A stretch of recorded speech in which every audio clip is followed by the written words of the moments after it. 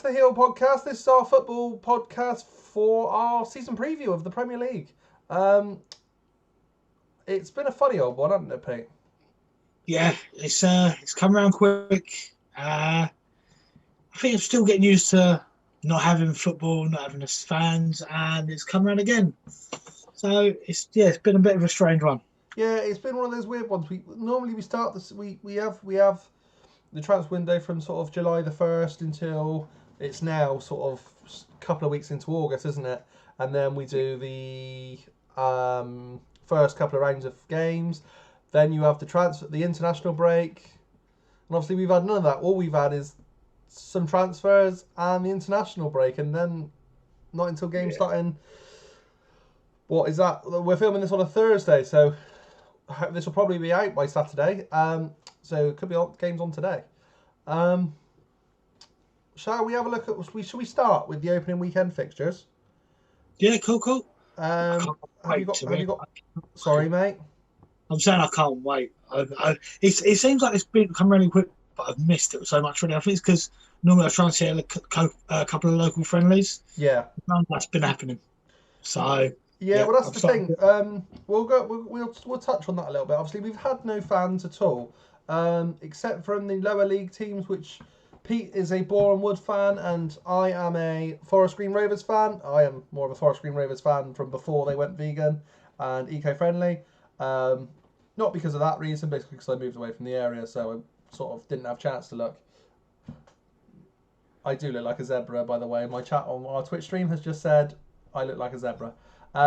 Link in the description for our Twitch for anybody that wants to come and join us for the next one of these.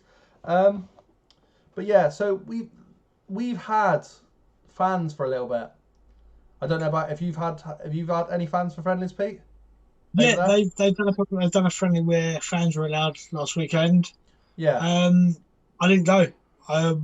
But yeah, I spoke to a couple of them and they said it was good to get the football back again. What they started doing is actually showing the games on the internet now. Yes, so we can actually go and watch our friendlies. I've seen all the Football League ones have been doing that. Yeah, sorry, mate. I've just talked over you, but yeah, I've seen all the Football League teams been doing that as well. Yeah, so that's been quite cool. Yeah, so I'm local to Weston-super-Mare Football Club, who play in the Southern Premier League, I think now, and basically they've had a 30% capacity. Well, 30% capacity for their ground is their full crowd anyway. So it's basically like they're back to football. But I know there's teams in their league. Hereford have gone up now, haven't they? So they're not in their league. But teams like that would have certainly was still filling out their grounds.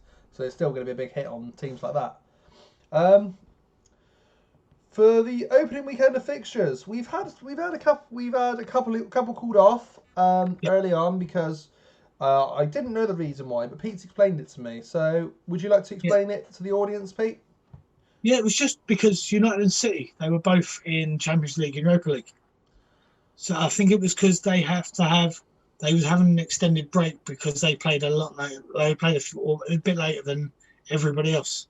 So it's just that they get the same break, really. Yeah, so it's a little bit the same as like when you have players that come back. Players usually come back late if they've got far in the World Cup, don't they? Yeah. So yeah, just when they got in European competitions. Yeah. So we've got a London derby this weekend. First game of the season, London derby. The New Boys Fulham against Arsenal, followed by Palace Southampton, Liverpool Leeds, West Ham Newcastle. Looking at it, all 4 games, all at different times. Yeah. They're showing games quite often, aren't they? A lot of games are being shown BT, Sky, and I think BBC have got some games as well. Yeah, I have seen that. I didn't know if that was carrying on for this season, because obviously we've just had our second in England. We've just had our second instalment of sort of lockdown starting this Monday. Whether we're ever going to get fans in this season, I don't know. But it was looking at like one point we might have done, but I think that's probably a no-go at the minute, isn't it? Yeah. Well, for probably until after Christmas, at the very, very earliest. So what do you think about Fulham and Arsenal in that one in going for the first game of the season, mate? Well, we'll go take them game by game for the opening weekend. Fulham Arsenal. Yeah, Arsenal for me. I think Arsenal are going to be a bit of a surprise package here with a couple of players they've got. I think they'll do all right. I can see Arsenal getting off to a good start. Yeah, me too. To be fair, mate, they're trying to rebuild with Arteta. They've got a couple of young lads that they're willing to build the team around. So far, he's still got Aubameyang. So far, he's still got Lacazette. And the big one I said in our last podcast Yeah, was the bias, and it didn't look like it was going to happen, and it's happened. They've got him on loan again. yeah, and he's stayed. Yeah. That's huge for them, really. That's absolutely massive. Yeah. Of course, we've had Fulham come up. Have they bought anybody? I've got the actual top. I've got all the deals here, and let's have a look. I can tell you, Fulham, Anthony Robertson from Wigan. Who? They've Anthony got Robertson. Anthony Robertson. Oh, Robbins. Yes, the one that was linked to AC Milan. What was that last season? Year before. Anthony Knockout. And then Anthony Knockhart. That's a weird one. That's a weird one for me. That's you're looking to come up into the Premier League. Well, you're looking to stay in the Premier League and you sign a championship. Well, a prolific championship legend player. A player that's got multiple promotions from the championship. But he's the never... big one for them. Go on. The big one for them was Harrison Reed from Southampton. £6 million deal. That's their biggest one, really. You can't fancy their chances, I'm afraid. Scott Parker worked wonders with them going down and then having to come back up. But you can't fancy their chances at all. Especially when we'll talk about them soon, but some of the other teams around their spot you're looking at, some major players spent some big money this season. Yeah. This transfer window.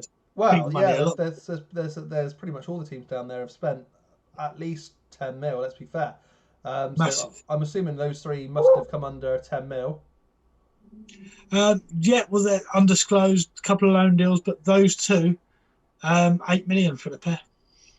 Madness. But yeah, that Robinson, I think he's okay. He was linked with AC Milan. He wasn't linked. He had a transfer bid accepted. They had a contract accepted, and he failed his medical, I believe, because they found a heart condition or something, which is kind of weird because the Milan teams usually take on people even with conditions. Yeah. Bit of a bargain as well. Only 2 million from Wigan. Yeah, well, I don't know if you know the situation with Wigan, mate. Yeah. So they're basically completely in administration, and they're selling off all their players on the real dirt cheap. I was going to say, because that was very cheap for what they could have got for him. Mm-hmm. They basically haven't really been left with an option, Wigan, and you sort of feel sorry because the other teams that can afford it, the teams from the Championship, the Prem, have basically just come in and robbed them. And this it's a shame because, like you said, Wigan, they're a team that weren't far off it a few years ago now. Yeah. Well, they've been in the Premiership twice in the last sort of 15 years. Spiral. Yeah. So yeah, and I think we're both sort of thinking the same on that one. We're both sort of looking as sort of top of. Well, maybe not top of the league, but certainly around the Champions League, Europa League spots for Arsenal again. Fulham, I think they'll do well. Fulham are in real danger, aren't they? Let's be real. I think they had a bad season last season, Arsenal, but I think they'll be all right this year, to be honest. Yeah. Palace, Southampton. This one could be an interesting one. Yeah. I thought the same thing. Do you know what? I think Palace have bought really well so far. Yeah. They've also held on to players very well. I don't know if you've seen reports. Do you know who their starting striker is going to be this season? Or looks like it's going to be their starting striker? You've named one that they've just re-signed. So I was saying they've just got was it Batshuayi back from Chelsea again? Yeah. So you tell me. They've just signed him on loan today. Yeah. Complete loan deal, medical. But I think they're looking like they're keeping Sorloth. Sorloth was a complete flop a few years ago, but I believe he was the top goal scorer in the Premier League, the Turkish Premier League last year. And he was been linked as Werner's replacement at RB Leipzig. Yeah. So I think he's going to be their real pinnacle point. If they can make him do something, I think they could have a real good player. They've also bought, I forget his name, unless you've got it there, Pete, the lad from QPR. Oh, Easy, EZE. Very good player. I don't know if you've watched very much Championship football, but he's excellent. He will become. I think The he'll thing is, become really they've good for him. spent big money. They spent big money on him. It was. Hold on a minute. Let me find how much it was. 20 million. Yeah, for a Championship player, a young lad, I think that's really good money to spend on him. I think like sometimes you can say that that's probably stupid money on a unproven youngster to come into the Prem. But for me, I see that actually as a good investment. If they use him, they play him, then I can see them either selling him on for a profit, or he could actually propel them back from being in the danger zone up to sort of potentially even looking at sort of 8th or 9th. This is what they were looking. This is the kind of player they need. It's like I know they were heavily linked with Sarr from Watford. Yes, and he's the kind of player. But if he went there, that would be the kind of player that would push him up to that next level. That's what they need there. Zaha's had a lot to do by himself. I think by himself the last few years, and he's starting to get that. They're starting to build a team, not just have Zaha. They're starting to build that team around him at the minute. Which, if it works for him, that'll push him right back up to that lower mid-table, possibly even mid-table, which that's where it should be. Yeah, I think they got the capability of being there. I think Southampton are pretty much the same kettle of fish. Have they bought any big names so far? Have they spent? The one I actually liked, and I'm sure they did. Yeah, they did. They brought Carl Walker-Peters from Tottenham, and that's a player I really like because he was on loan, wasn't he? Because Cedric Suarez has moved to Arsenal, got made permanent, didn't it? So they were obviously looking for a right back / left back because obviously they got Ryan Bertrand, but Walker-Peters can play both sides. And that's a player I've actually liked at Tottenham for quite a while. I thought he looked really good. Yeah. He's certainly got the potential to be able to play both sides of the defence for them as their starter. I think that was the plan when they brought him in on loan in the first place last season. I think that'll be a tight game. I could easily see that game though ending in a draw. To be fair, it depends. I think this is going to come down battle of the strikers. Say for example, Sorloth or I think it's Sorloth. I may be saying it completely wrong. If Sorloth or Batshuayi are on form, and then if Danny Ings is on form, I think that's going to be the deciding factor. It's which it's going to be exciting because you've got Danny Ings wants to prove himself again, obviously after a fantastic season last season, and then you've got two youngish strikers that really want to prove himself in the Premier League now. Yeah. Otherwise, if this is the season, he's really got to step up his game for me. He's had time at Chelsea and he's been on loan. He's had those. He needs to prove himself now, I think. Yeah, I completely agree with that. To be fair, mate, I'm like I said, I'm surprised they didn't sell him off already. Going from one striker who needs to prove himself to another. The next game was Liverpool-Leeds. So the last time we saw Rodrigo from Valencia playing in the Premier League was at Bolton. Was that nearly 10 years ago? Must have been maybe 10 years ago. Yeah. He's gone on, obviously played really well in Spain, played for the international team, scored a lot of goals. This is the one that I keep missing, that they actually gone out and signed a big name. Because I know a couple of Leeds fans and they were expecting maybe a few more big names.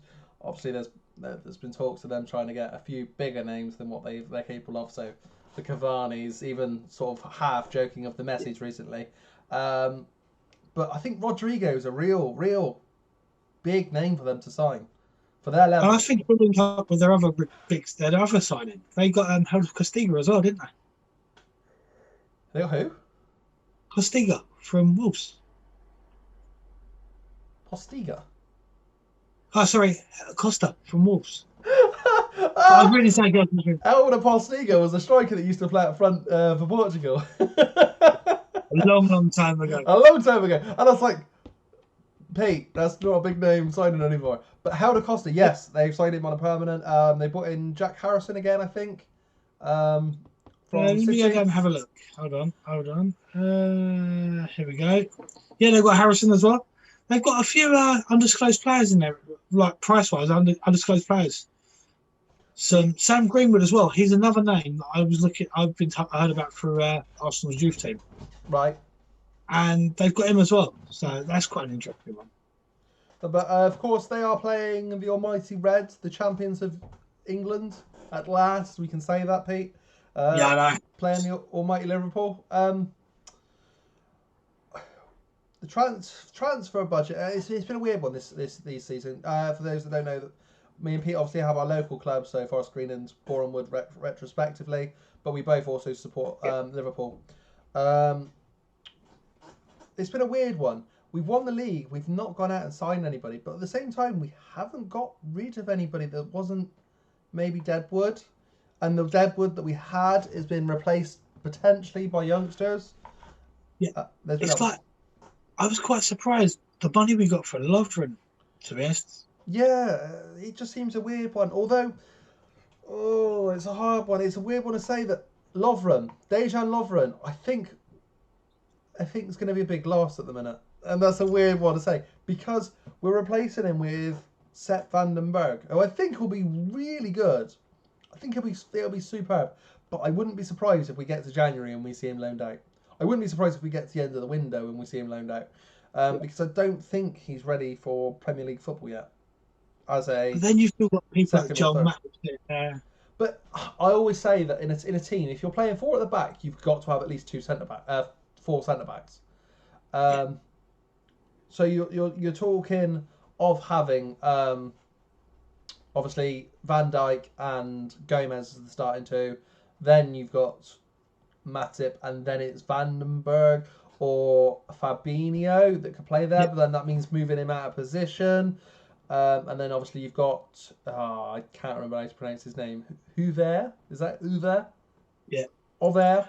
I think the big worry for us is just, I think it's December time. They're still doing the Africa Cup of Nations. Yes, and we lose our two biggest players. Brazilians.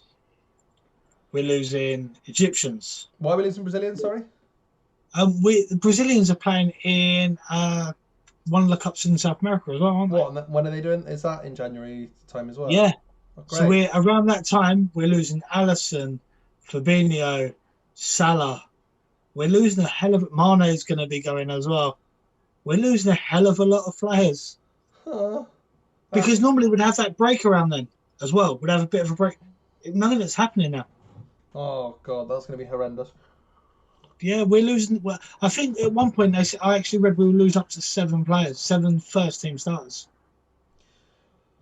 It's going to be like Aston Villa in the League Cup all over again, isn't it? Yeah, this is the worry for me. And having players like Lallana and Lovren go out, it's a bit of a concern because they would have stepped in. Well, that's the next concern then. It makes you wonder why Shaqiri hasn't gone. And is that his thinking? Is that why he's kept Shaqiri? He's going to be like, I'm going to need you for a month, lad. It's not good for a while, but I'm going to need you. You're going to have to start. Again, with why is Origi not gone? I'm going to need you. Karius is still there. Well, that's the thing. I wondered why he was keeping him. To be fair, I would have liked to have seen... in an ideal world, I would have binned off Adrian. I would have binned off Karius. And I would have given the young Irish lad a chance to actually step up in Kelleher. I think he's good. I think when he's played for us and he's played in that he's shined. He won us that penalty shootout. Yeah, I just think I remember hearing about that, and straight away I was like, hold on a minute, there's going to be some problems there soon.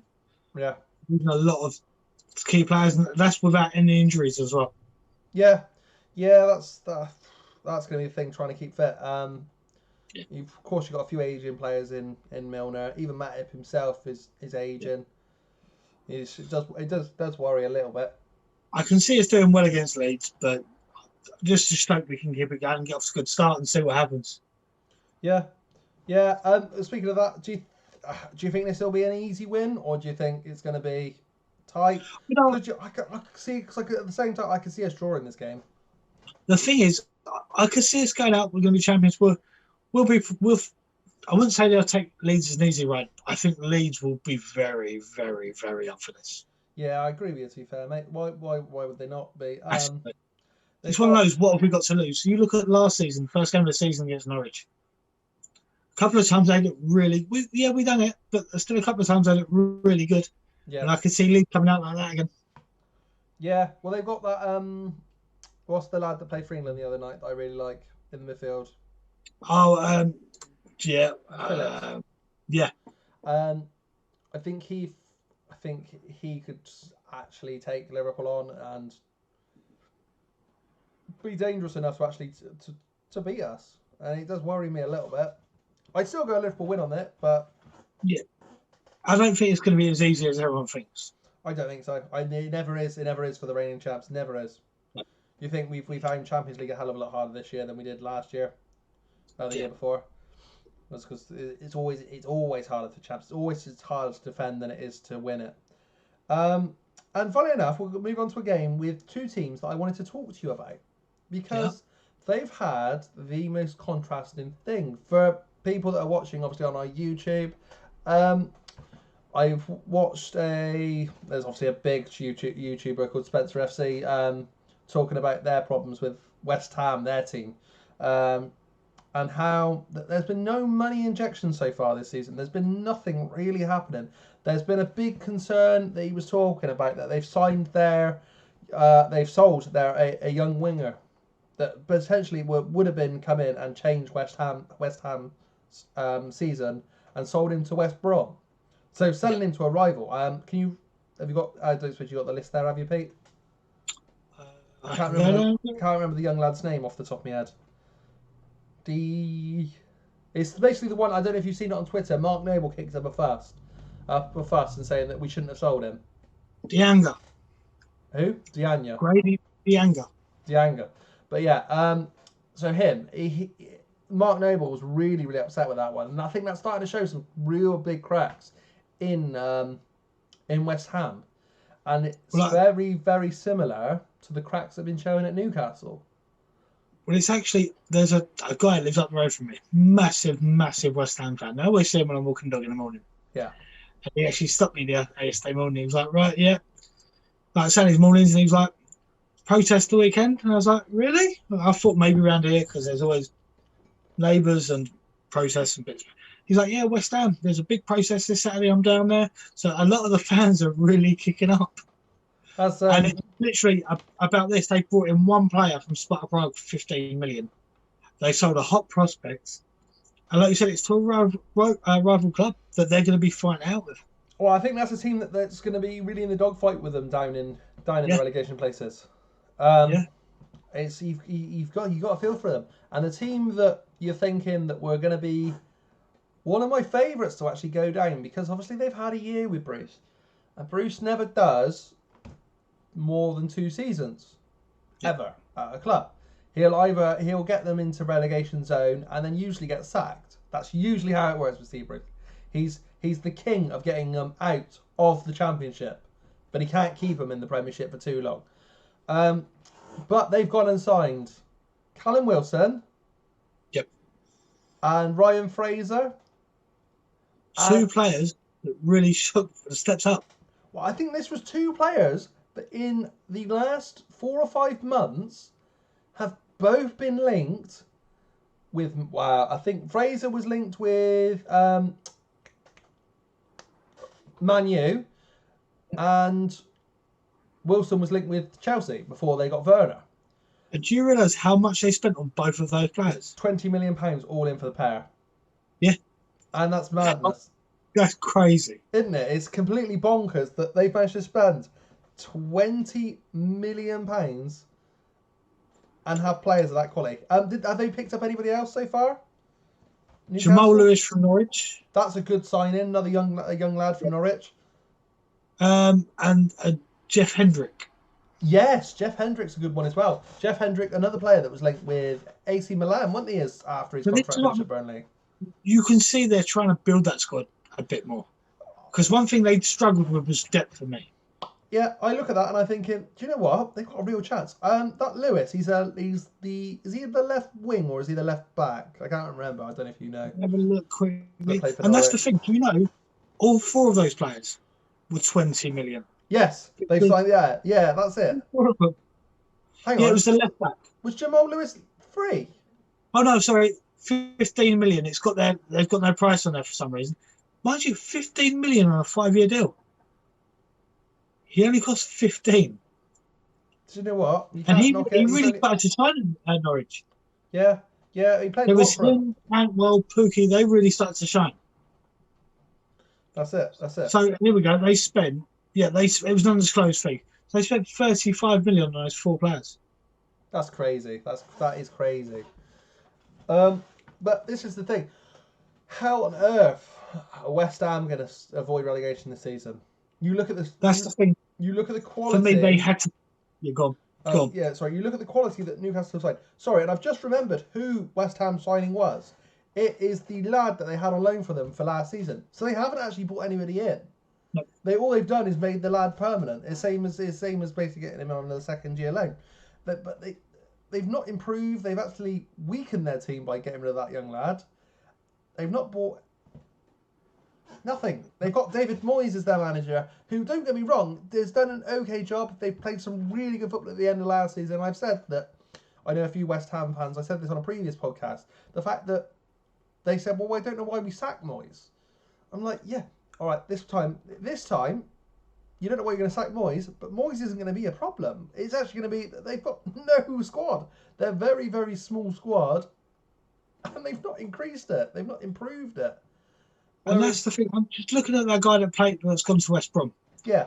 And last season he was there at West Brom as well. Like, he scored, here we go, in 30 games he got 8 goals and 7 assists. Yeah. And that's for a championship.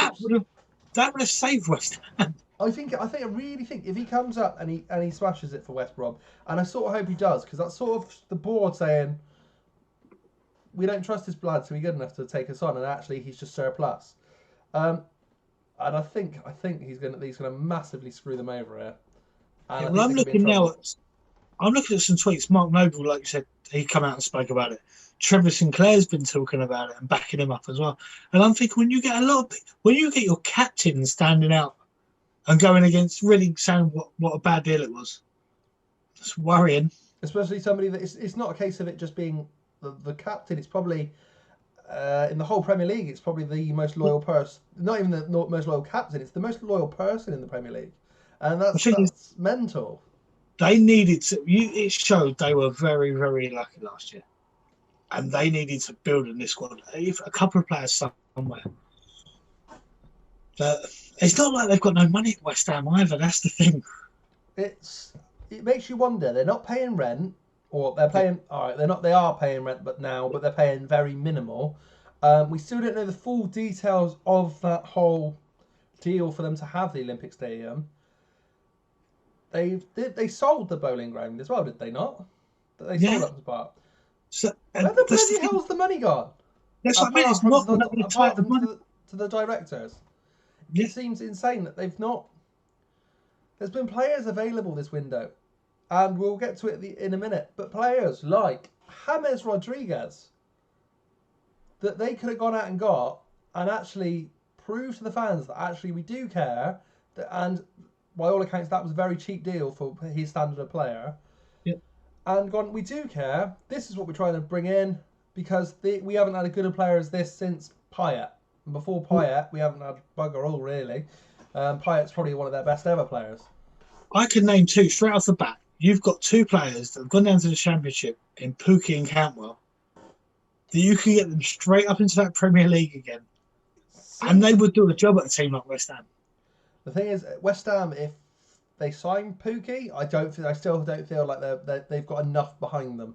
So it would have to be Cantwell, and of course that's a lot of pressure to put on a young lad who's had one season, he's been relegated himself already. It's a bit. The thing was, someone like that, I can't see him. Well, he would never make West Ham any worse for me at the minute. No, he wouldn't make it worse, that's for sure. Definitely be an improvement there. Yeah.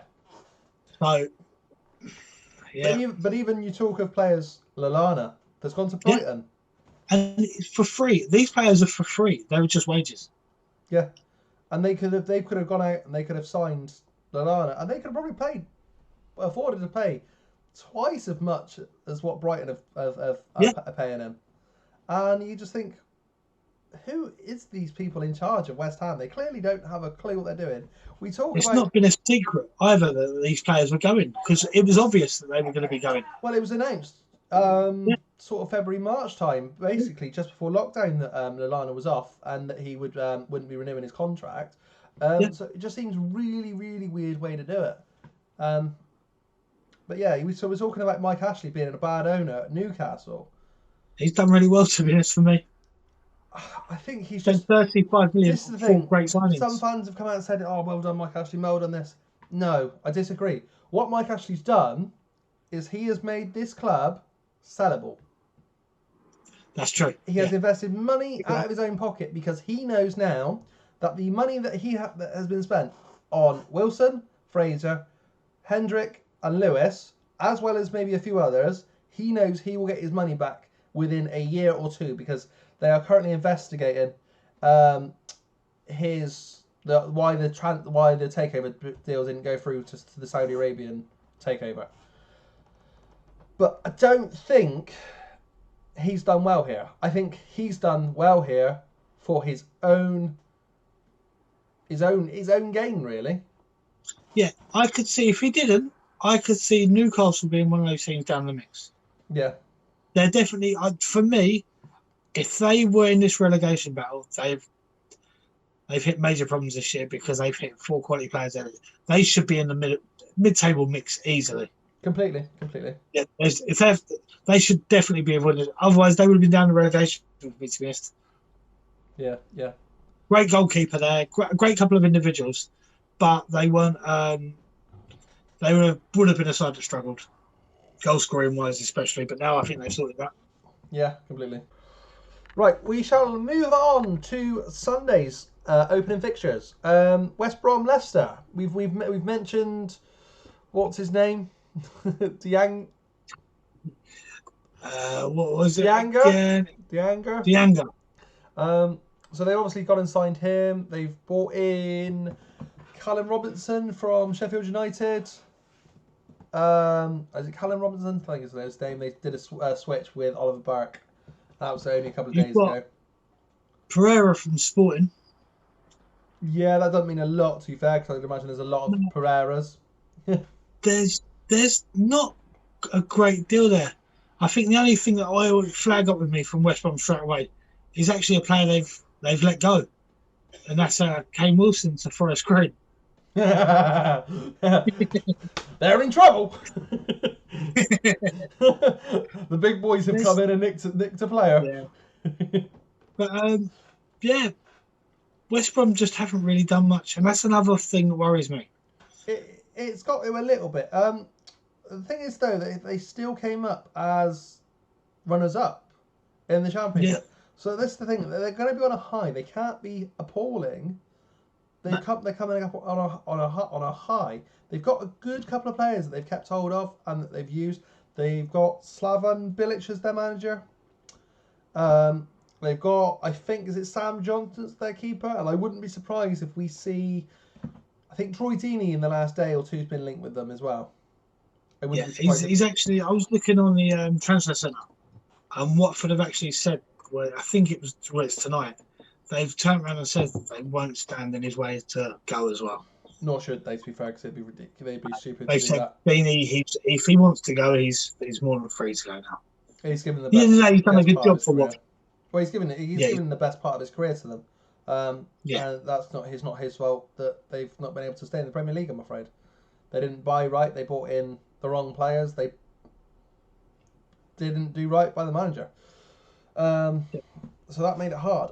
Then, of course, you got Leicester, who, just off the top of my, I probably should have the list as well, but I haven't. I'm just trying to think. Have they signed anybody big? There's been one name that they've been linked with. They've obviously had the ones go out of Chilwell, which I think is going to be a big loss for them. But that's a lot of money that they've got to hopefully spend on transfers now. Have they had anybody come in? There's one, and I'm trying to. Here we go. There was a Ben Chilwell replacement from Atlanta. Okay, yes. So they bought the Atlanta left back, but there's no way that he's going to be better than Chilwell. So But the realistically, thing is, you've got a lot of money to throw at players. I've seen them linked with David Brooks of Bournemouth in the last day or two as well. Whether that will happen, who but this knows? one player has cost them. This one player has cost them over 20 million just for that one.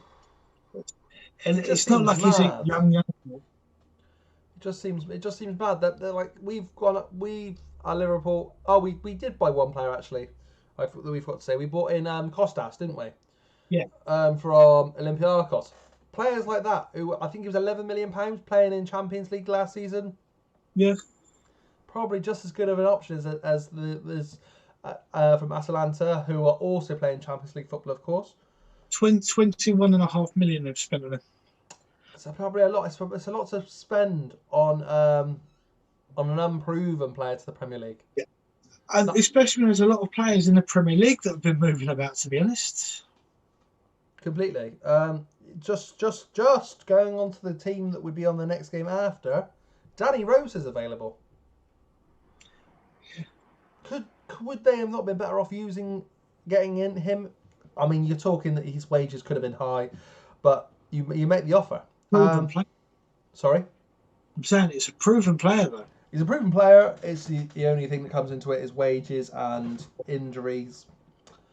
But then you've got the money to spend elsewhere, and that could be the game changer for them. But again, realistically, this game's not a lot to shout about for me. I predict West Brom to sort of be down the bottom, Leicester up the top. The thing is, I can see Leicester had a really, really good season for me last year.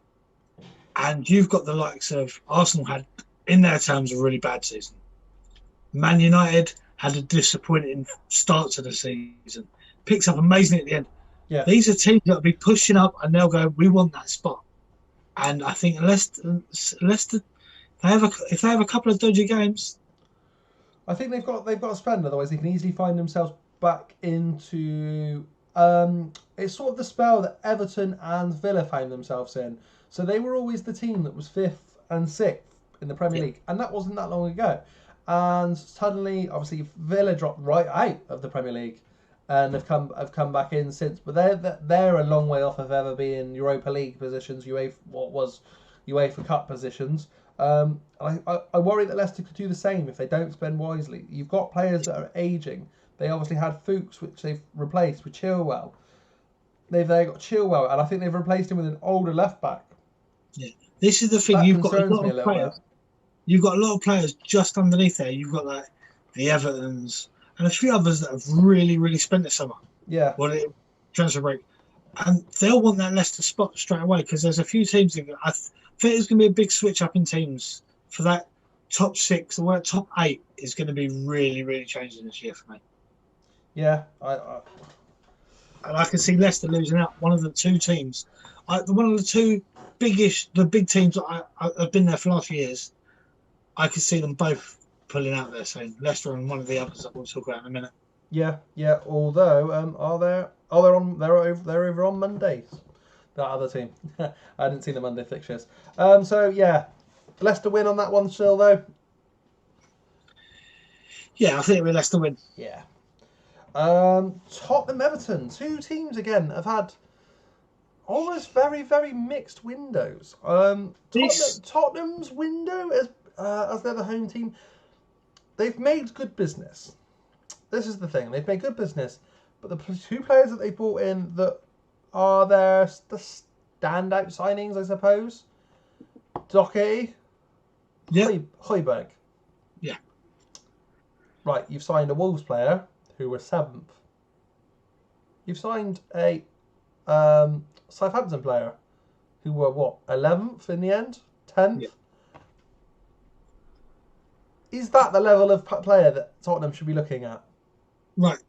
I think you were going to get a bit of a shock because you were saying about the other team that I was saying with Leicester that could be a big surprise. Oh, was it this one?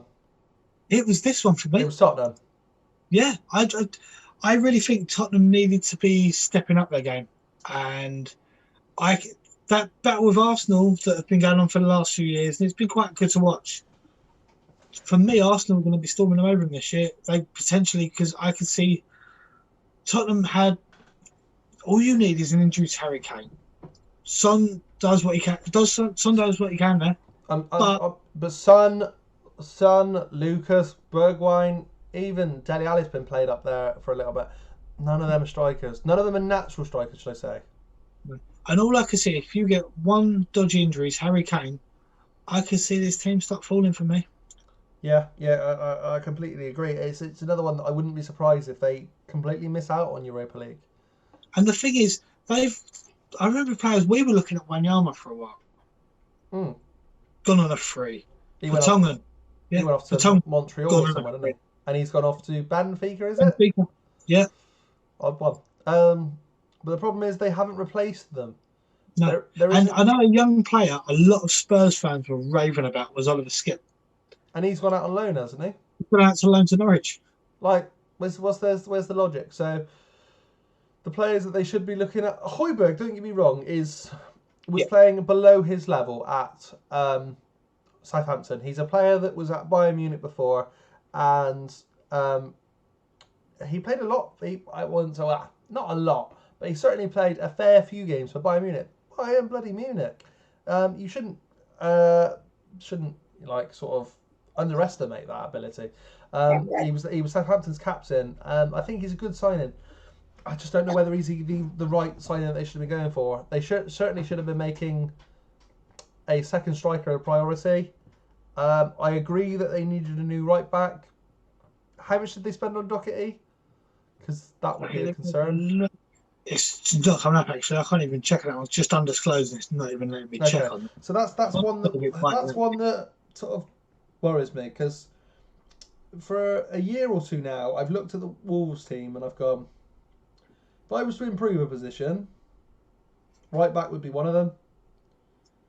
And if I'm saying that about the Wolves team, why is he getting in the Tottenham team, who was supposed to be a bigger club? Is, I know there's a lot of speculation. It's only rumours, but there's one player that I think could change my whole outlook on this. Yeah. And he's been rumoured to go back to Tottenham, and they want a goal scorer. He's available now, isn't he? Yeah. Yeah. I worry about him. If they signed him. So this is Gareth Bale, by the way, everybody. We never actually said the name. But I've seen that Real Madrid are willing to pay half his wages just to get him off the budget at the minute. And have you seen that? I don't know how true this is, but the transfer fee they would be willing to accept apparently on Sky today. 12? I heard it was 22. 22. I knew it was a 2. Even 22 million and get half of Bale's wages paid for. Here's the thing. You're talking Bale, 400 grand a week? Realistically, to get him back, 300 grand? You're still talking it's going to cost them massive money. Yeah, it's going to cost them around about £18 million a year. The thing is, I could see it being, for me, Tottenham have got a good chance of filling that, dropping out of that even a Europa League spot. With someone like Bale, and if he finds a bit of form and they keep Harry Kane fit, that could be a championship. That could be pushing for Champions League. Yeah, I completely agree. Yeah, sorry, I don't get me wrong. I completely agree that it will improve their playing squad. I just don't know whether he'd be the right player, because his wage budget would actually be catastrophic for the club, I think, in a weird way. They've got this big new stadium. They should be attracting more big players. Harry Kane, I believe, is on the most, and he's on 180k. I think Lloris is sort of the next, around about the 150k. And then everyone else is down below that. For then you to spend 300k, I think Bale's on around 450k at the minute. So for him to come down to 300k, which, yes, it's still a lot of money, but percentage-wise, for him, that's like going from being on like £10, like £10 an hour down to £7.50 an hour in comparison. And like, would you want to do it? Would you want to do it? I think it's one of those things. I really believe if they don't push for Champions League spot again this year, or if they don't get Champions League, I could see it being the likes of Harry Kane going, look, if you either sign people or I'm going to be going for that. He's a player that deserves a Champions League, a league title. Harry Kane deserves that. Yeah, because that was always the thing. That's always, I think that'll always be the thing. If he's hitting his peak, if he doesn't ever win the Premier League, I'm saying this. Obviously, Gerrard never won it, but he'll look on that with regret if he stays at Tottenham forever. Well, you think at the time Gerrard almost left and went to Chelsea, and it was because of that title-winning prospects that it almost happened. Yeah, there was sorry. He made that one decision, and I completely understand if he didn't. Same as Harry Kane, I could completely understand. I think Tottenham fans would as well. If he turned around, if we don't get it next year, if they don't push for that title within the next year or two, I could see they can't refuse him to go. Yeah, and that's what I could see happening. Yeah, it'll be it'll be bad for them. Yeah. Now we'll go from one team that have had their next to average window to a team that. Here's the thing: Pete and me obviously are Liverpool fans, as I said earlier in the video. Pete hates Everton. I hate Everton. Whereas for me, Everton are the lesser of two evils. I cannot stand Man U. Man U I hate with an absolute burning passion, and everything about them. Whereas Pete, I think you're a bit similar about this with Everton. Whereas I've never had that thing with Everton because it's always still that family. In Liverpool, half the family supports Liverpool, half the family support Everton. So realistically, how can you actually physically hate them? This is the thing. I'm that with Man United. I've got a lot of family that support Man United, and it was one of those. Some of my favourite ever players, Man United players. Shocking. Shocking. They're the players that I were like, wow. Shocking. Yeah, Everton. I think I've liked ever one player, and that was Tim Cahill. Wow, shocking. Poor Yakubu. Yeah. Victor Anichebe. I mean, come on. Yakubu actually played for Bournemouth, so he's allowed. He played a couple of games for us. Oh, okay. Joseph Yobo, Sylvan Distin. Come on, these are players. These are world class players. No, I'm kidding. Mate, Lescott, people like that, I hate them. Oh, funny. But anyway, Everton, no matter which way you look at it, have had an absolute storm of a window so far. They have bought 3 centre midfielders, and I will say this on record, and I know it's probably a bit of a big claim. Even now, even with Rodriguez's recent injury problems, Allen's recent injury problems, they have bought 3 players that are good enough to play Champions League football in Allen, Rodriguez, and Decore. This sums up for me. Two seasons ago, when Everton were first interested in Decore.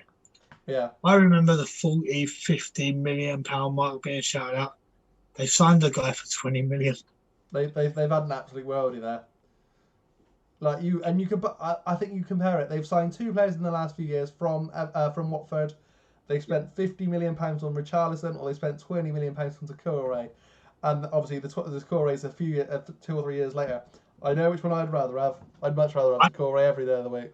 I remember, I work with somebody who works at Watford Football Club. Yeah. And when they sold Richarlison, he laughed and went, "It doesn't matter. We've got Decore." And I actually spoke to him today, and he didn't have a good season last season. I went, "Mate, 20 million." They've been ripped off there, I'll tell you. Yeah. But then you're talking Allen, who was at Napoli, who was one of the most highly rated players. I don't know if you knew this. There was reports that when Bayern Munich, signed Arturo Vidal a few years ago, basically the rumours were it was Vidal or Allen, and they went for Vidal. So this is the level we're talking of Allen, that he's that good, that he's sort of a little bit older now, so he's possibly pushing past it. But for a third man in your midfield that's going to run forever, I think he's a brilliant signing. And then, of course, you're talking the next big name. 2014 World Cup Golden Boot winner. Like, 2014 isn't a long time ago. That's 6 years ago. James Rodriguez is still 29? I was so shocked. I can tell you that. 29? But then, you realise Allen only cost him 22 million. And that's ridiculous as well. especially when you consider the fact of where Vidal, even now, he's obviously having his issues at Barca, but Yeah. that they went for him over him, and yeah, that is the quality of player that they've also signed that people are overlooking because they have bought James Rodriguez. But yeah, Rodriguez, 22 million. He's only 29. Well, he's getting a bit 29, but you know he's still got goals in him. I'm not being funny. 29 is attacking midfielder. I think you're in your prime when you hit 29. I think 28, 29, you're in your prime at that age. And this is what Calvert-Lewin and people like that, I want to know, what's he going to end up playing like with these guys behind him? That's going to, because he didn't do too bad last year. No. But he's going to be, it could be kind of scary a bit with these players behind him. Yeah, completely agree. It'll be a hell of a way to do it. I'm just having a look myself. Did they sign anybody that was anybody else that was on there that was sort of impressive? I'm surprised they didn't go for a goalkeeper myself, but I'm quite glad they didn't. That's the other one. They've been linked with Tamori on loan as well. Ah. And I think that would be quite a good little signing. Wouldn't you say? Yeah. Yeah. Tamori, I'm just seeing they've signed their young 19-year-old attacking midfielder to a 5-year deal. Michael Keane's got a 5-year deal. Obviously, they bought the other lads. I think they're looking very strong. They've definitely strengthened. The thing is, they had to, because last season they were very. They knew that everyone was going to be spending big, and there was a good chance they were going to get sucked into that bottom dogfight. Yeah, I think they've smashed it now, because I don't want to say it, they're not good, but I don't want them to get European spot. But I think they're going to be higher mid-table, which I think is a good season for them after the last couple of years. For the money that they've spent, I think they'll be gutted if they don't at least challenge for the Europa League. Here's the other thing. They've obviously spent big on those 3 players in terms of not just transfers, for Everton standards this is, but also they're paying a lot of wages. I don't know if you've seen the stat. This is the one I wanted to tell you beforehand about Carlo Ancelotti, how much he's on. He is on over £200,000 a week. Oh, he's a legend, is what I've seen today. Over £200,000 a week. That works out at £11 million a year for a manager. That's crazy money. The thing that's really, and right, I don't want everything to improve, but there's one position they need to be. They need a goalkeeper.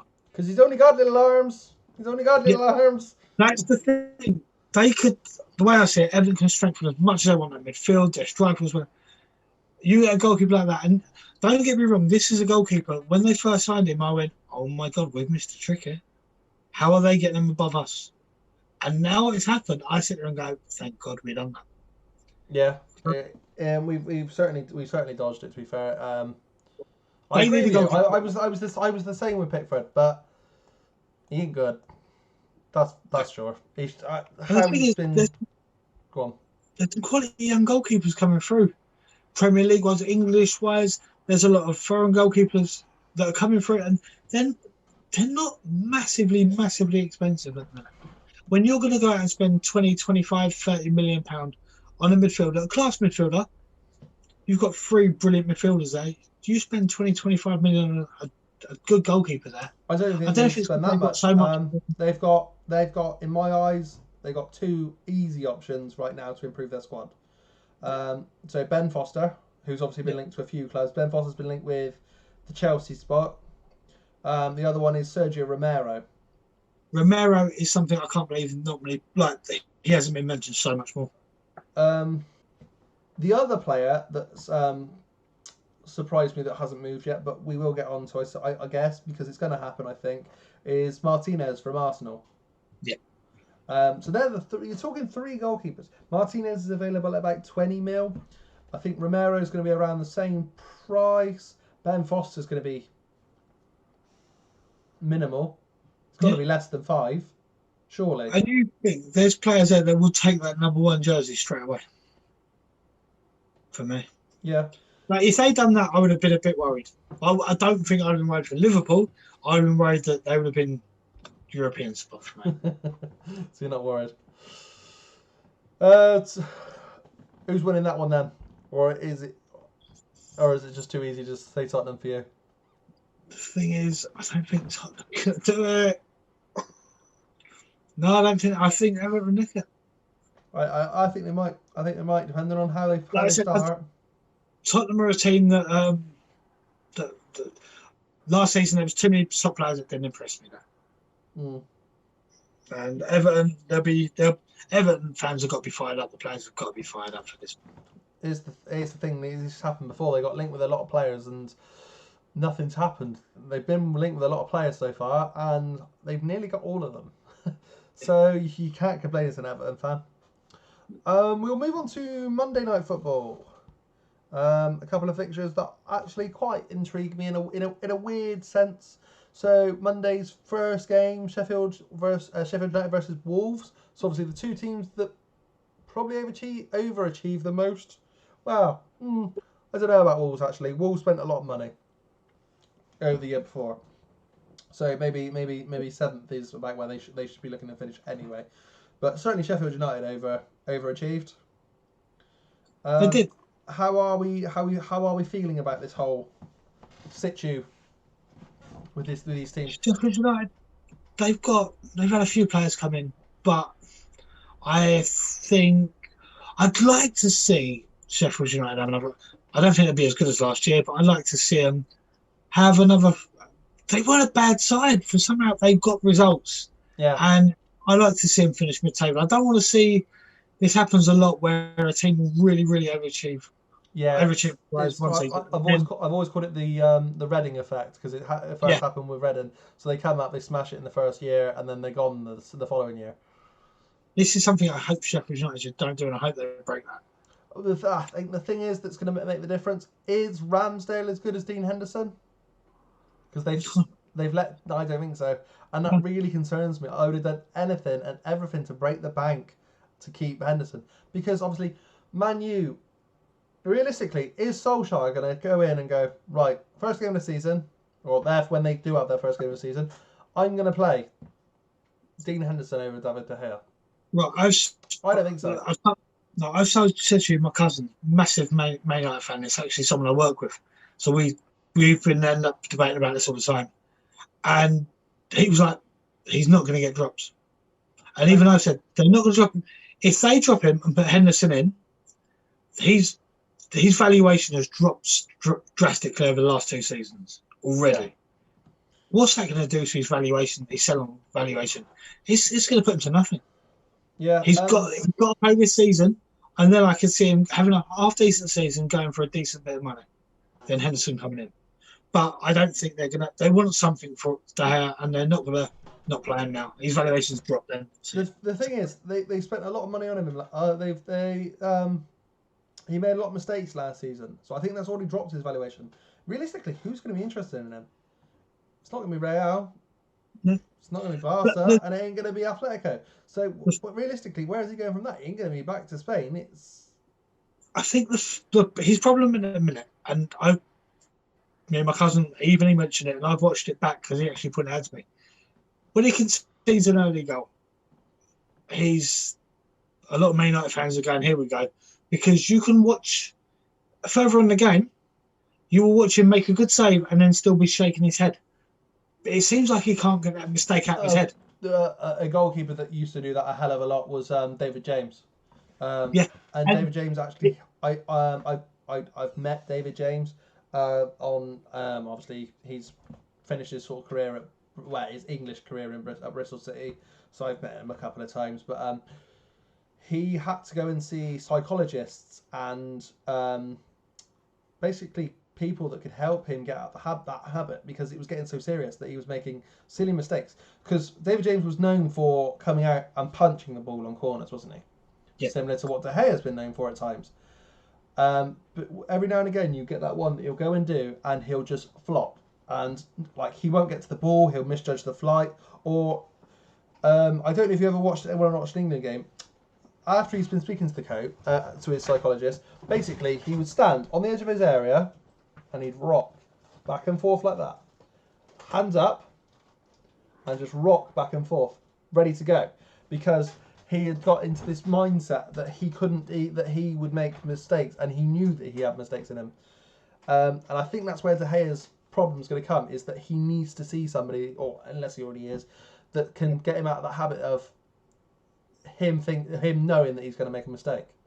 This is the thing, like my cousin said, it's like the minute his head drops, his confidence goes. That's it. Yeah. And I don't think you'll get it with a goalkeeper like Henderson at the minute. I think he's too, in a weird way, I think he's almost too young, too naive to realise, to put himself on a pedestal. That he's actually sort of probably young enough to understand, well, hang on, the rest of the team's making a mistake. You can't rely on me all the time. The thing is with De Gea, and I've watched him, and when he makes, I was watching him against Tottenham last year, made a couple of amazing saves, and that's when you realise what a great goalkeeper there is there. Yeah. But like you say, it's just one mistake and his head drops. Yeah. But realistically, we'll go back to the Sheffield United anyway. Yeah. That was. I think I agree that Solskjaer's going to favour David De Gea regardless. I think if there's many mistakes there, then Henderson will push it. But I think he will start De Gea. But would he rather have to fight for his position, or would he rather go to Sheffield United to go, hey, do you know what? You've had me for 2 years now. Let's make it permanent, and we'll have me for at least a third and a fourth. That's the thing. I'm sure I actually read on Sky that Henderson wanted to fight for his spot because I think he knows it's there for the taking. Madness, though. It's madness. If you get that Man United #1 jersey off De Gea, you know he's there for a long, long time. It's the thing, though. Surely at the same time, he knows that De Gea's there for taking, but also Pickford's there for the taking as England goalkeeper. Yeah. If you're playing as Man U backup, you ain't getting in the England. You aren't getting the England #1 spot. No. You consider we've had even just recently the goalkeeper. Obviously he's injured now, but we had Tom Heaton who was playing as backup for Burnley. Probably was still good enough to come in at one point as Pickford first, Pope second, and Heaton as third. But because Heaton wasn't getting played, he won't get a nod because that's how Southgate works. He's not Sven-Goran Eriksson. That's how he operates. You have to be playing. Yeah.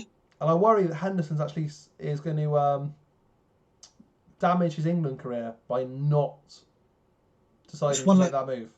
It's one of those. It's either going to be the biggest mistake he's ever done or the greatest decision he's ever done. Yeah. Well, I'll move on to Wolves anyway because I think we're about the same position with Sheffield United. We don't expect them to have a good season, but we'd love them to have a good season. Wolves, another team that almost the opposite. I expect them to have a good season. I'm not convinced they will. Really not. Wolves have strengthened, and they've done well every year. It's another one. This year, you've got a lot of teams that have spent around them a lot more and brought a lot more players in. And seem to have strengthened a lot more as well. So it's one of those where Wolves get pushed out. It's going to be a big battle.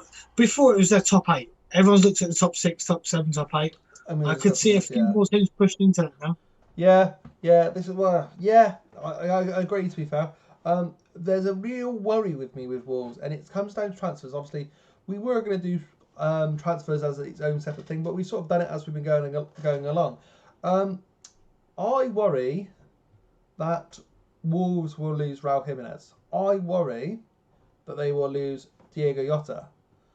I worry that there's still even chance for them to lose a Ruben Neves. Traore as well. Traore could go. I'm thinking, do you know what? I don't know if they're going to have the capability of replacing a player that good. Obviously, they've got the Portuguese super agent. What's his name? Is it Raniola? Is it that one? Yeah, I think it is. Whatever one. On sort of on side with them, and I think he's maybe even part shareholder of the club. But I could see them in real trouble, you know. If things don't hit the ground running, I could see them sort of dropping down to 14th, 15th, and if they drop down, not even into the relegation zone, I could see Wolves having a slip, and I would be surprised if the board spend money on them again The thing is, at this early of a stage. you see they broke their record this year for transfer record. Have they? For Fabio Silva. Yes, and that 18, that one has only happened in the last 3 days or so. Yeah, 18 years old. Again, it's a lot. It's a lot of money to spend on a young lad. 35 million, because they only spent 30 million was their record before. And was that Ruben Neves? It was. Hold on a minute. I think that's probably Ruben Neves, who was probably the same. Was. Hold on, I'm gonna have a look. Must have been 20. Jimenez. It was him. 30. Okay. And 35 now. God. Yeah. It's a big gamble, that. Yeah. And the one that I'm surprised that hasn't broke through to the team yet as well, of course, is Gibbs White. They've loaned him out to Swansea. That surprised me. That has surprised me. Are we going for... It's going to be a harder. Sorry? If they can keep their team as it is and not lose anyone in the meantime, I'm going to have to go for Wolves. But, like you said, there's a good chance that there's going to be some players. There's going to be players going. But I want Sheffield United to do well. I just think they're going to struggle a bit this year. I think if Sheffield United avoid relegation, I think they should praise their season this season as much as they did their previous season. Yeah, because I think it's harder to avoid that relegation after a year you've done. Like you said. Yeah, that. But you've also come into the Premier League, and you're still the underdog. You're still a team that I would say is around that spot of being down the bottom of the table. Definitely. On paper, yeah, definitely. Yeah. So. Brighton, Chelsea. We'll move on. Yeah. Brighton have had a decent little window, I would say, for their standards. Yeah. Not bad. It's just a shame they don't say. So, yeah, they've had one of my favourite players at Liverpool, Lallana, got on a freebie. Yeah, that's like every podcast so far. Yeah, we have mentioned it, and we mentioned it a lot. It's a good signing.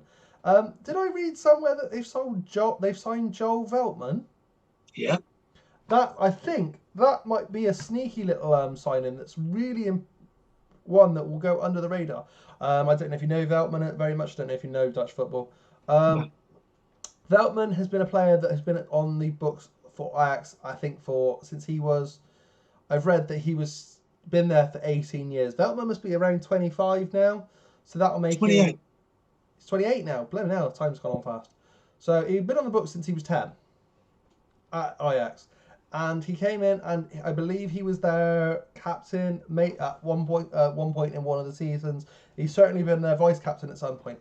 And I think he's very, very solid. He's done well for them when he's been called on in the Champions Leagues, etc. You know how much he cost? I knew he was quite cheap, wasn't he? There's a release clause in his contract. Yeah. They paid 900,000. What? They paid 900,000. There's a release clause in his contract. What? That's mental. Under £1 million. And it's a 3-year deal they've got him on. I think he'll be a really good addition. I may be completely wrong, and that he might not adapt to the Premier League, but I think he could be sort of the partner that Dunk's needed for a long time. I'm surprised Dunk's not gone as well, I might say. Yeah. But yeah, it's not been a bad transfer. They've got rid of a few. They've lost quite a few players, but I think it's just a bit of a clear out, to be honest. Yeah, they got a lot of dead weight, didn't they? It's going to be hard going up who they've gone against, because Chelsea have had a mental transfer. It's a funny one. They've spent original era of Abramovich money. But I don't think I'm still not convinced they've had the best window at the Premier League. They've certainly had a bloody impressive window. There's still one thing that concerns me with Chelsea is that they've not bought a goalkeeper. And that really concerns me. And I say this with a smile on my face because I kind of like it. I, I, I sort of want them to buy this money. They've spent 70 odd mil on Havertz. They've spent 50 odd mil on Werner. They've bought in Ziyech for 40 odd mil. Did he quite reach? Was that quite a 50 mil? 5 million. Huh? Yeah, 35. They've got Chilwell, don't forget. It was another 50 mil. You got to think they've spent a hell of a lot of money and they've not bought a player for the position that they've absolutely struggled for. Yeah, the thing is, I can't see this being the end for Chelsea. So I wouldn't be surprised if they go out and get one of the goalkeepers we've already spoke about today. Funnily enough, I'm going to say they've signed a player that I said maybe on the last podcast that would have been their perfect addition. Do you remember me saying it? Mm-hmm. I said Thiago Silva was available on a free. Yeah. And I said that before, and I will say this, I said that before any papers came out with that link. There was nothing. I saw that he was linked, that he was available on a free. As soon as I saw it was available on a free, we then, within a few hours, recorded our previous podcast, and I mentioned it. And I chuffed to bits that there was no link, and I've even just gone, bang, got it. That's who they need, and they've done it. That was the podcast that you said that Chelsea were going to be our dark horses this year, didn't they? And then after that, and that was the time. I think at the time we said Werner was going to be signing. Everyone thought was signing for Liverpool at the time. And then Ziyech coming in, Havertz coming in. Ziyech was already a done deal in all fairness. He's been done for a while. Then you've got players like Pulisic who was coming through as well. Chelsea who's also been given the number 10 shirt, by the way. And then you've got Chilwell, Sarr coming in from Nice as well. There's He's a good players coming through. Yeah, mate, I tell you, I impress you more. I do know my football. If though it's almost my occupation, you know. And the thing is, the only really player that stands out that's gone is Willian. Out of all of that, and he was what 31, 32. Yeah, that's the only player with real name, a real big name that they've let go. The rest either loans or youngsters that they've released. So I can see Chelsea being really scary. Sorry, say that again. You can see them being scary. No, yeah. I can see Chelsea being really scary. Yeah. I think Brighton, Chelsea. I think even before the windows were being done, I think that's always going to be an easy Chelsea win, wasn't it? Let's be fair. It's one of those. If that squad links together and starts playing, finds a bit of form together, I think you might be right with your little dark horse. I think on paper, you break down their squad. I would probably go through a lot of that squad, and you compare them with the first era of let's say Mourinho with Abramovich. I bet there's a fair few players that you'd have over that squad in this current squad now. I bet there's a fair few. I tell you what, I started watching Pulisic towards the end of last season, and the perfect game for me was when Liverpool lifted the title at Anfield against Chelsea.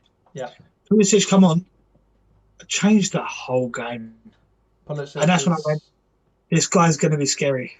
Going to be scary. The Pulisic, I think, in my opinion, is going to change North American football, alongside Alphonso Davies from Bayern Munich, who's obviously now came in as a winger and has come in and slotted in as their sort of their main left back, because he's a Canadian lad. But I think, in a weird way, those two will reinvent North American football, and that is a bold claim to say right now on our YouTube channel and over on our Twitch, for everyone to see. They will reinvent North American football, and I think we could see a big thrive in North American football off of the back of Davies and Pulisic. I think what's scary as well for me, we've gone through all these players that Chelsea have signed and mentioned Pulisic. They didn't have a bad squad anyway. No, this is a squad that we were convinced that was going to get Champions League group stage. In the end, from what I've worked out, I think they're going to have to go through the qualifiers. Well, I say qualifiers, one round of qualifiers. And realistically, they're going to be playing teams that also finished second, third, fourth in their respective nations. So you're not even going to be playing champions.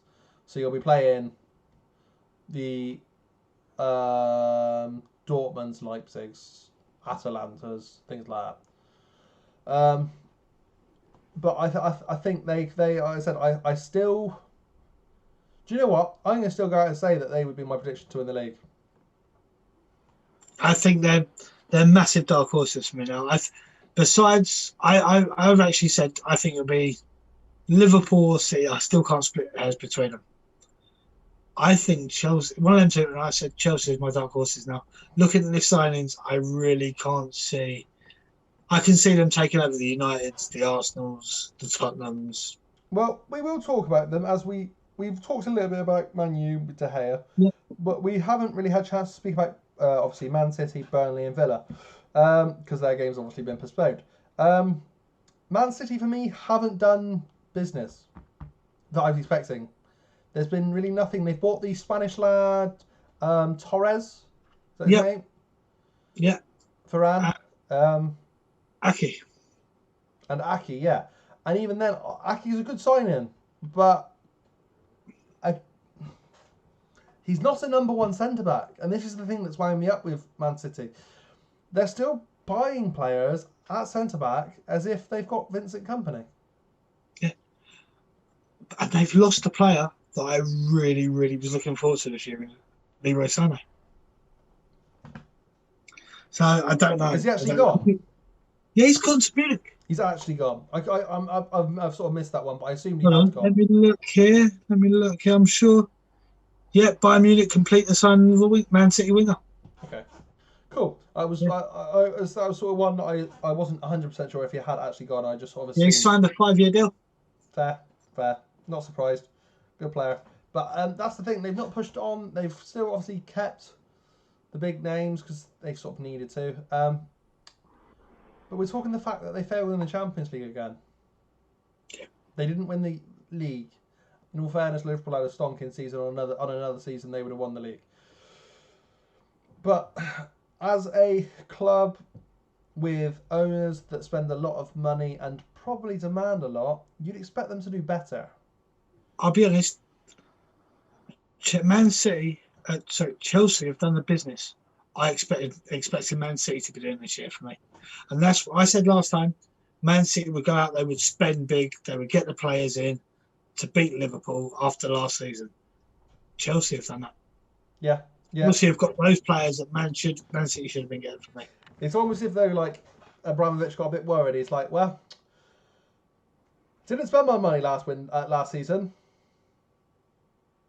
We'll just throw it all at them now. They are. Have it. The thing is, those two players, Aki and Torres, there's only a bit. They've got 90% of that money back just from Sané. For the money that's buying that club, you would think they would go out and they would be spending big. I know the whole Messi thing everyone was talking about City. Really, they should have been going out and getting some big boys in. I think. For me, in a weird way, I don't know how much better Messi would make that squad.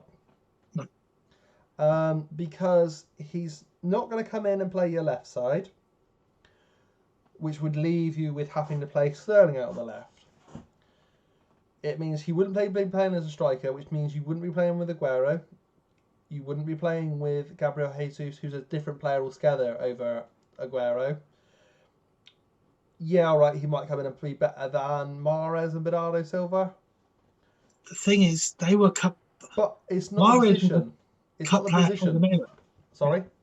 Mahrez was a cup player for them anyway, just a cup player really for them. The thing is, I've always said, and I've always thought Messi would always struggle in the Premier League. Mm. Anyway, I'm kind of glad he hasn't come because I remember growing up watching him. Everyone used to rave about Messi because I didn't really watch Spanish football. The only time I ever watched him was in the Champions League against the English team, and I'd watch him and go, "What's he all about? Nothing special." Because the English players would go in there and just kick him out straight away. They would bully him out of the game. Yeah, don't get me wrong. I think he could. I think he could play English football. I just don't think. Yeah, I think it's one of those things. You play against different teams, and playing those 1-off, 2-off games I say 2 off because obviously it over 2 legs. It's hard to go from one league to the other. So you quite often find that the English teams, mainly in the Europa Leagues, obviously, because they're not really in the Champions League, but they struggle against the Eastern European teams. Yeah. Because they get booted off the pitch. Yeah. They struggle against the Russians. They struggle against the Polish, the Croats, the Ukrainians, even like the Romanians and things. They've had issues. We've sort of struggled as a country with our teams. So I think Messi would eventually master it. I say eventually. We would have it in two games. To be fair, 2 or 3 games. But again, wouldn't be the money I go and spend. If I'm spending big money and big wages, it wouldn't be on Messi. No, because don't think you're talking astronomical wages. Oh, Crazy, mental wages. It's a minimum that Messi is getting paid by Barcelona. This is just Barcelona. It's a minimum that he's being paid after tax. So this is not including his tax. 600,000 euros a week. That's just from Barcelona. £600,000 tax-free cash after that point. Well, I'm waiting for Link's comment because there's going to be a comment coming up about that. It's crazy. Bonkers. Just bonkers. Makes 600,000. Bales seem peanuts, doesn't it? It makes what? Bales seem peanuts. It really does, in all fairness, because Bales is before tax. But yeah, that's after tax. And that's just from the club. That's not including sponsors. That's not including other brand deals. Madness. So he's talked about Man U. They've signed Van der Beek. Yes, I forgot about that. Whether this one transfer goes through, I've read tonight on Sky Sports that they've made a breakthrough for the Sancho deal. Yes. I think that'd be a massive, great signing for them. I've heard so many Man United fans going, I don't know, do we really need him there? And I think he's going to be great. It'd be great for the club if they went, and I hate that because Man United, I don't want to see a great player like that, but he could change that strike force of Man United. They're free to play in there. Since Bruno's come in, he's changed that, but the Rashfords and Martials, it's weird. They're amazing, brilliant footballers. Mm.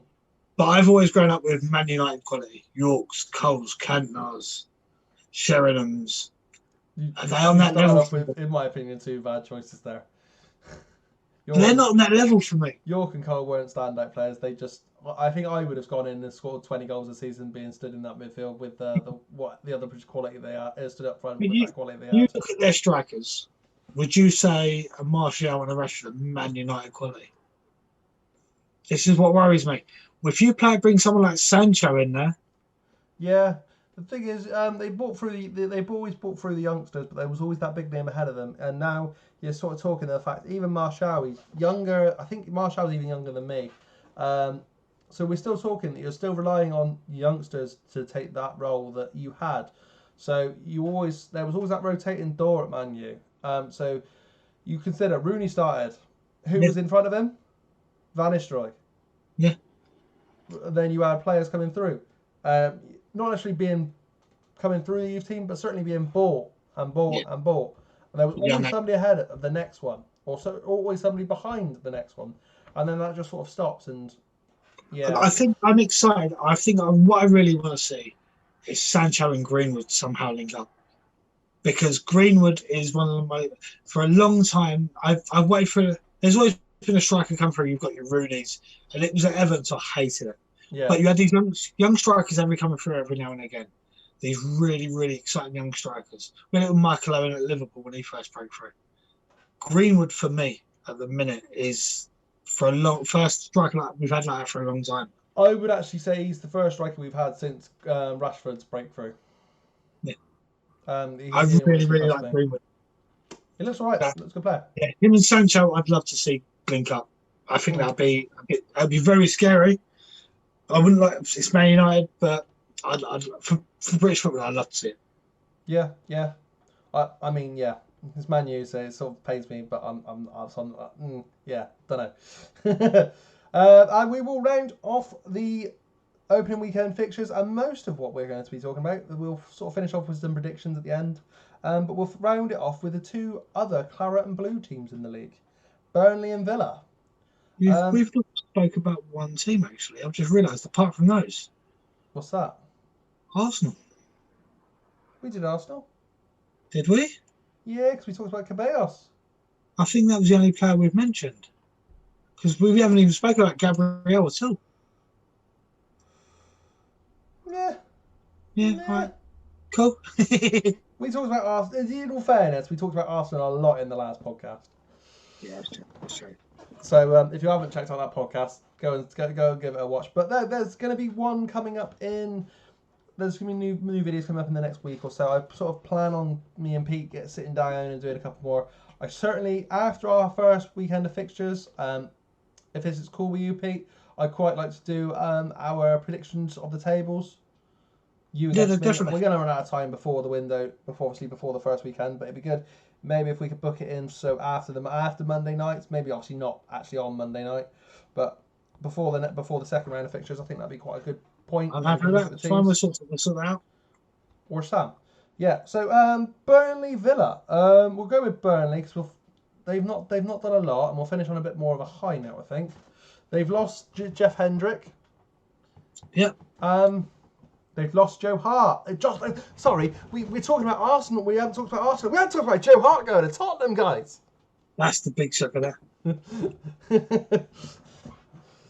That's a funny transfer.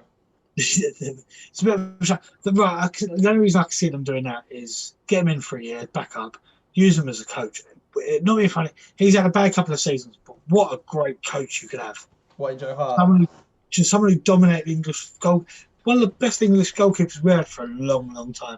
I think in his head though, he still wants to fight and try and get his reputation back. And don't get me wrong, I think he still could. He's still got a fair few years left in him, but he's always going to have that thing of, yeah, but he's going to make a mistake, and I think that'll affect his career for forever now. Yeah, definitely. But yeah, as far as I'm aware, have Burnley done much else, mate? They've got in a goalkeeper, Will Norris from Wolves. So a backup goalkeeper. That's it. Wow, that's They've got Aaron. That's the only player they've got in. They've got Aaron Lennon being released, Joe Hart being released, but they've only actually signed one player. So the concern for me now, West Ham lodged third bid for Tarkowski.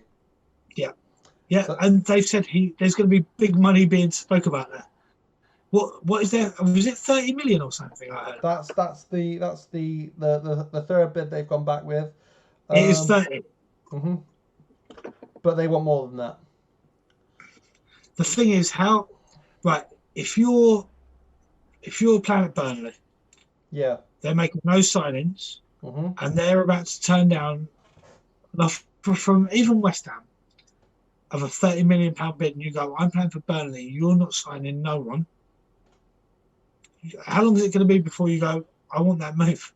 At the same time, if we're talking it's West Ham, even any type of size. I'm actually quite settled here. I'm going to move to West Ham, where I'd be unsettled. I'd have to get used to living in London, and you're not going to sign anybody else either.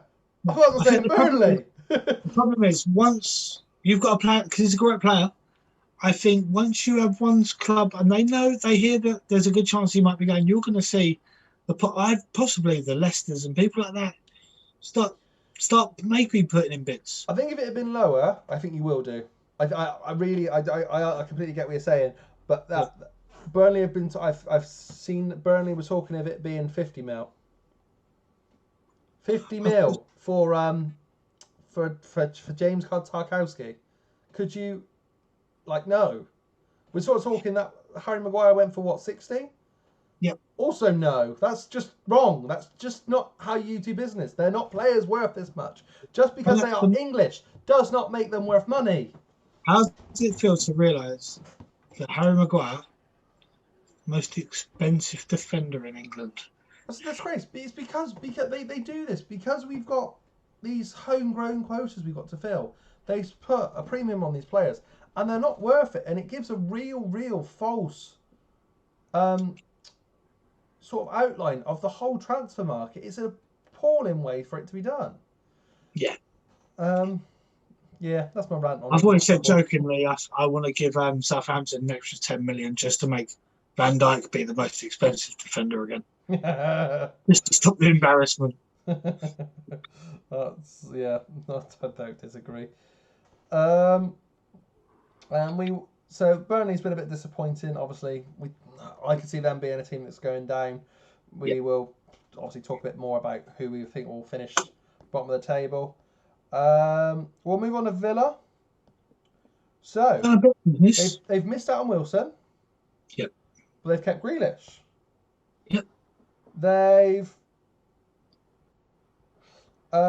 just signed Ollie Watkins. And Ollie Watkins, funny enough, 6 seasons ago, was on loan at Western Supermare Football Club, which is the club nearest me, and he scored 6 goals in 13 appearances, and that was only 6 years ago. So that was quite. You know how much he's gone for? He's gone up for 20, and he's now gone for 28 mil. 33. They're saying on Sky. That's with add-ons, so he could go up to 33. I think that's a good signing. Joint top goal scorer in the Championship last season. Yeah. I think that's a cracking signing. They've actually had another good signing. Someone I did see last year, Forest. Matty Cash, fullback. Yes. Yeah. I've just seen that one. Sorry, I completely missed over that one. 16 million. Yeah, it's a lot of money for a player that I'm not familiar with. He done all right.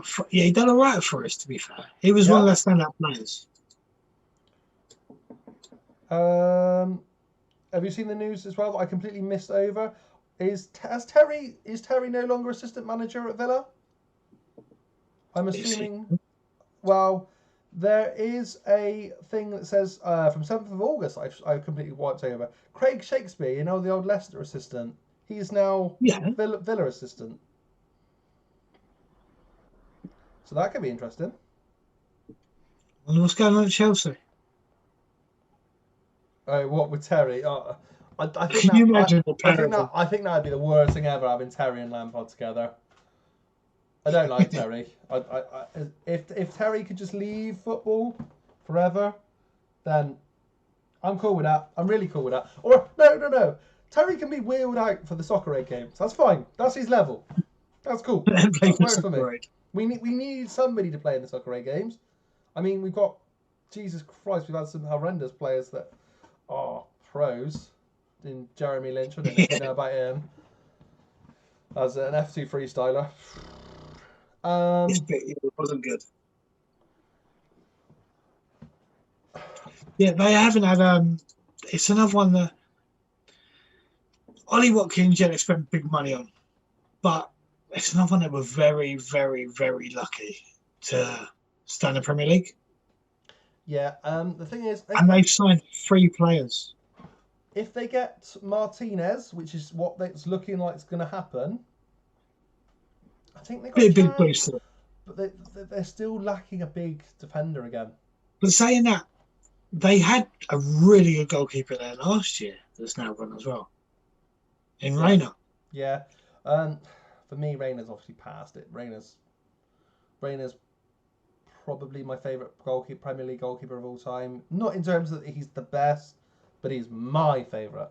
He's the Liverpool god in my eyes.